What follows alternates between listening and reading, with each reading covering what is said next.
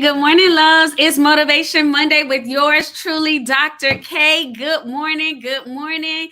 As you come in, go ahead and let us know where you are tuning in from and tell us your name. Well, we're going to see your name, so just let us know. I see Cleveland, Ohio is in the house. Good morning, Christy. Good morning, guys. Let us know where you're tuning in from. Good morning. I'm super excited to see you guys on both Facebook and YouTube Live. It is, as I said, Motivation Monday with yours truly, Dr. K. Come on in. Listen, for us here in Georgia, for many of the school districts, it is spring break, but that's okay. We still ready to get this thing started. Good morning. If you have not already done so, please subscribe to the Freedom by Design movement on YouTube. Go ahead. Y'all see I'm still wearing a hoodie because yes, we're in April, but it's still, the weather is tripping out.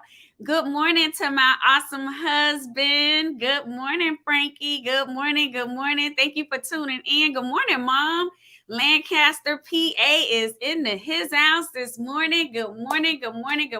Listen, family, for those of you who are tuning in for the first time, hey, Shanita, Miami in the house. Y'all know my sister always is here to support. I love it. I know. Thank you so much. If you're just tuning in or you've been away for a little while and you're back, let me explain. Now we are Monday and Friday, Motivation Monday and Freedom Friday, 7:30 a.m. YouTube Live, Facebook Live. So do not miss out. We are Monday and Friday, family. And if there are going to be any changes, we'll definitely let you know in advance. So today I'm excited. Thank you. I'm excited to be back and didn't realize that I needed the rest, the break, but I'm so grateful that, God did that thing and allowed me to sit still and spend some much needed time with him. People say, well, you're always spending time with God. I am, but sometimes we have to be still and we have to just reflect, meditate, and digest on that word. We were talking about that this morning on the God Zone. So I'm excited this morning. Our topic this morning, and I know y'all are like, what we talking about this morning? God has really, for the last few days, been just dropping these nuggets and kind of nudging me on a specific topic. And it just centers around who or what is your priority. Now, I'm going to just let you know, this is not going to be, good morning, Christina. This is not going to be a feel good message. So if you're like, okay, well, I know it's Motivation Monday. Yeah, it's motivation for us to do something different, motivation for us to make a change. So this morning, he had just been really nudging me about priorities. And y'all know that a sister got her glasses out this morning and things are looking different. So I'm using my notes today. Good morning, sis, in Miami. Yeah, Miami is in the house this morning. Yeah, who or what is your priority? Now, I know you might say, well, my priority is this or that. And it's a rhetorical question. And sometimes, when I was sitting here and going over my notes and getting myself together, every now and again, I have to say a ouch myself. I'm like, I don't have to wait for nobody else to say ouch. I have to say ouch because when you think about it, I'm like, God, priorities. We sit down and we write a list of things to do, or at least, I'm a list person. So I write my list of things to do and I try to prioritize them. I try to put them in order of importance. But over the last few weeks, God has shown me so many things about people and their priorities. And he also revealed a lot about me and my own priorities. So this morning, as we get started, I just want to pose that question. Who or what is your priority? I want you to drop nothing in the chat because I don't want you to put what you think you should say. I want you to really reflect on the question.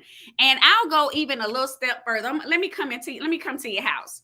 If you were to share your cell phone with me, I bet I can tell you what your priority is. If I was able to look at your text messages and your emails, I can tell you who or what your priority is. Okay, maybe that might not be you. I'm gonna come at a different angle. Perhaps if you shared your bank statement with me, your priorities will speak for themselves. They'll jump right off the page. How do I know? Guys, it's tax season. We're coming to the end of tax season. Frank and I have a phenomenal CPA. She is the bomb.com. Listen, when we have to send or provide her with our bank statements, she takes those statements, and I try to send mine throughout the year because, so many different accounts and all of that stuff, and it takes a little bit of time. She puts all of our expenses into categories. So the first time that I ever started using her, because of course my husband shared her with me, I was a little bit overwhelmed. I'm sitting there, I'm like, Lord, she done pulled out all my stuff.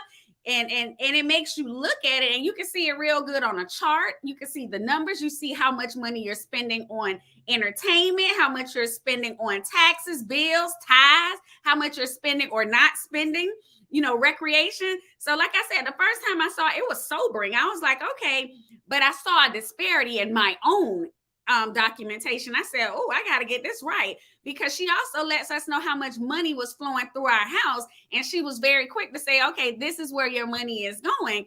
And as I'm looking, I'm like, oh, we got to fix that. And hey, I'm not trying to tell you who you need to be, but I'm telling you how good my God has been to me. So I know when I looked at my total amount of income, I was like, oh, that got to be more. I have to have more than 10% going over here into the storehouse. I got to make sure that God is taken care of first before I do anything. So that was just me. But when I looked this morning and I started going to the word, I said, okay, Lord, what is it that is the greatest commandment in law when we thinking about who or what is our priority? And simply enough, in Matthew 22:36-37, it says, teacher, what's the greatest commandment in the law? Jesus replied, love the Lord with all your heart and with all your soul and mind. So I'm like, okay. In other words, you are saying that we have to be fully committed to you. Fully committed, fully vested. That means our resources, our time, everything. That means we're meditating. We're not putting other things first. We are fully committed. Now, I'm gonna date myself, and I'm gonna go back a little bit. And for y'all from Miami, y'all know what I'm talking about. Y'all remember I was talking to one of my real estate friends in Miami yesterday, and he brought this up. I almost passed out. Y'all remember when we would say that little letter, will you go with me, yes or no, that check? How about this? Have you ever been with somebody and been like, well, oh, you go with such and such? Well, no, we don't go together. We just talking. We just talking. Like, I ain't ready to commit yet. We just talking. So if for y'all who not from Miami, that's what we would say when you just dealing with somebody. You're not fully committed with them just yet. Good morning, Princess. Good morning. You're not committed just yet. You're just talking. That means you're testing out the waters. You're trying to see, hey, is this somebody that I really want to deal with or not? So we're just talking. No, I ain't commit yet. We not an item. We not boyfriend and girlfriend, but we talking. So I'm entertaining the idea. Some of us are entertaining the idea of Jesus. Some of us are just talking to him. We're not ready to commit, but he's saying, I don't want to just be talking to you. I'm looking for full and complete surrender. And what does that look like? That means that I'm putting him first in everything that I do, in every area of my life. Is God a priority in your finances, in your marriage, in your relationships, on your job, with everything that you do? And don't think you can carve this little bitty thing out over here and you can keep this to the side and say, the Lord ain't concerned about how I deal with this. God is concerned about everything concerning us, everything concerning us. So no, you can't put it over here and say, oh, well, it's okay. I'll do this. And I thought about that thing this morning. I say, why is it that we are so comfortable saying, okay, but tomorrow, okay, but later? And I thought about that song from the Winans about tomorrow, but I said, we're not even promised tomorrow. The only promise that we made, that God has made to us, is right here, right now. So how can I say, Lord, I don't have time for the life that you have given me? I don't have time. You've given me breath. You made sure I was in my right state of mind. And you've given all of this. I've seen you perform miracle after miracle in my life and the life of people around me. But I'm okay with saying, God, tomorrow. I'm okay with saying I don't have time to sit down and study the word. I'm okay with saying I can do this and that. I'm okay with saying I can spend all my money the way I want to, and then I can come and lay prostrate before the Lord and say, Lord, please help me fix my finances. That's bad math. They don't even calculate or add up. So he is saying he wants to be first in our life. He does not want us to have any idols before him. Now, any idols before him. What is an idol? Because I know some of y'all thinking, well, I don't have no baby dolls that I'm talking to. I don't have no voodoo stuff going over here. Those aren't the idols I'm talking about. The idols that I'm talking about is anything that replaces him. Anything that replaces him. It can be a car. It can be them season football tickets. It can be whatever it is that you are putting before time with God, before your devotion, before your fellowship, before reading his word. And I don't know, like I said, it might just be me over here, but have you ever been like, well, I know I need to do more. I know I need to read more. I know I need to study. I know I need to focus. And I know I need to make sure I get myself in right standing, but not right now. I got these other things that I'm going to be working on. Y'all, I see that I have to plug in, like, what's going on with my stuff? So let me come on back. I'm like, the devil is a whole lie this morning. We're going to get it together. I don't know how I didn't look at that. But as I'm sitting here, I'm saying to myself, okay, God, how do we work this situation out? How do we make these things that we're putting before you? And he says it's simple enough. You're going to make sure that you are willing to be in alignment with whatever, and understand that everything that you're going through, every situation is according to what I have ordained in your life. So you can't have a thing. It's not about stuff. It's not about collecting. It's not about waiting on people to pat you on the back. But whatever it is, I said, okay, you know what? I get that. Whatever it is that we're holding on to and that we love, again, it can be stuff that you're collecting, but God is saying, stop trying to collect stuff. Stop trying to collect stuff. You're going to have to focus on me. You're going to have to understand that it is all about my will. And Luke 22:42, Jesus said, Father, if you're willing to take this cup from me, yet not my will be done, but yours be done. He was in significant pain. And some of us, we're in so much pain. We're going through so much turmoil in our lives. And we're like, oh my God, Lord, take it away, take it away. And he's saying, I can't take it away. I'm not going to take it away, because if I take it away, you'll forget who I am in your life. If I take it away, you won't remember that, hey, I didn't do this. You'll think that you did it on your own. And God is saying you didn't do it on your own. And I have to make sure that you are reminded that I did this, not you. And I was sitting here and I was like, well, when we think about all of these idols, we think of all of this stuff and all of the pain that we're going through. That's right, Patrice, fully committed. Not a little bit, not when we feel like it, not some stuff, Shanitha, but everything, all of it, the whole kit and caboodle. People say, Dr. K, your message has changed. You used to have so many people. And I was like, it don't matter to me how many people come on. If it was me and one person, as long as I'm being obedient, as long as I'm living a life of submission, or as long as I'm serving God, then I'm going to do what I need to do. As long as I know that I can live that life, as long as I know that, hey, I'm not perfect, and he knows that I'm not perfect. But when I say not my will, but his be done, it's okay, whatever it looks like, because I know that he ordained it. He orchestrated. There's nothing that the enemy can do that God doesn't give him permission to do. And if God gave him permission, guess what? That means it's either building me or I'm equipped for it right away. He's getting me ready for something, or I'm already ready. And I don't have to go through it by myself. The enemy would like for me to believe that, you know what, you are here by yourself. I'm not. I'm never by myself. He is always with me. So I'm like, you know what, Lord, if it was good enough for Jesus, it's good enough for me. I'll be able to do it. And I know it will hurt. I know sometimes it's going to be heavy, but I'm not by myself. The next thing is I have to seek his kingdom above all else. We have to seek his kingdom. Don't worry about the material stuff. Stop buying and collecting stuff and things and letting it get dusty in your house. Because when we leave this earth, guess what? Somebody else gonna grab that stuff that you put up on that shelf and you were idolizing and doing all of that, your priority, your focus, all the stuff you love. Somebody else gonna get it and they ain't gonna care half as much as you did. So God is saying, stop worrying about the stuff. If you seek his salvation. It's better than any silver. It's better than any gold, anything that you can collect. And guess what? He's going to give you everything you need, everything that your heart desires. He wants us to have it.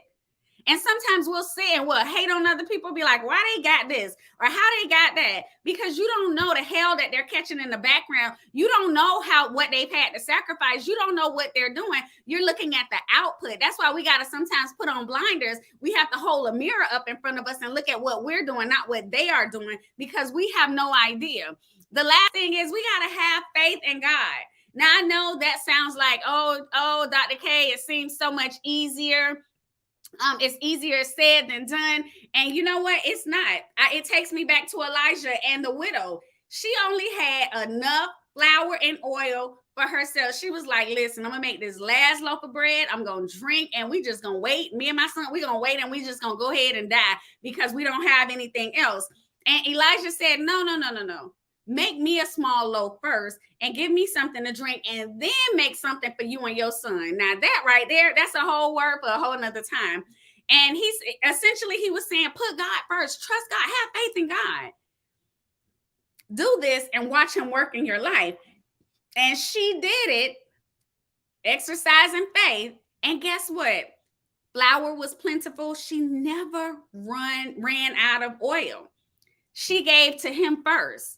Understand, family, God don't want our leftovers. He's not trying to come and get the little bit that you have left. He is saying, what is your priority, or who is your priority? Is it him? And that's not a judgment for me, because I got to look in my own mirror each and every day. I have to look at myself. I have to be accountable for my actions. The beauty of this whole thing that we call life is, when it's time for me to stand before the throne of judgment, nobody ain't going to be standing there with me. I'm not going to have an entourage of people who can say, well, yeah, I remember she did this. It's going to be me. I'm going to be standing right there accountable for my actions. So again, my question for you this morning is, who or what is your priority? We all have one. Look at your cell phone. Look at your email records. Look at your bank statement. It will show you when you get ready to file those taxes. And some of us have filed the taxes as soon as the window opens. Some of us, we wait a little bit. We're not in that big of a rush to do it. What's your priority? What do your finances say? Is he even a part of your finances? Now, like I said before, it wasn't going to be a feel-good message, but it's a real message. Who or what is your priority? Family, on this morning, on this Motivation Monday, that's what I have for you. If you're just tuning in or somebody shared with you, I am Dr. K, and I'm excited. God has blessed me to be the founder of Freedom by Design. We tune in every Monday for Motivation Monday and every Friday for Freedom Friday. So I just want to say I love you guys. God bless you. I look forward to seeing you on Friday morning. Be blessed, family. Be blessed. Meditate. Give God his time. Stop trying to run and do all of these things. Yes, that you got to focus. You got to focus. You have to. Go back. Stop looking. We're so busy looking at everybody else and telling everybody else and talking about everybody else and what they're doing. Go back and look at your own stuff and see what you got going on. Who or what is your priority? Family, I love you. I will see you Friday. God bless you and take care. Bye-bye.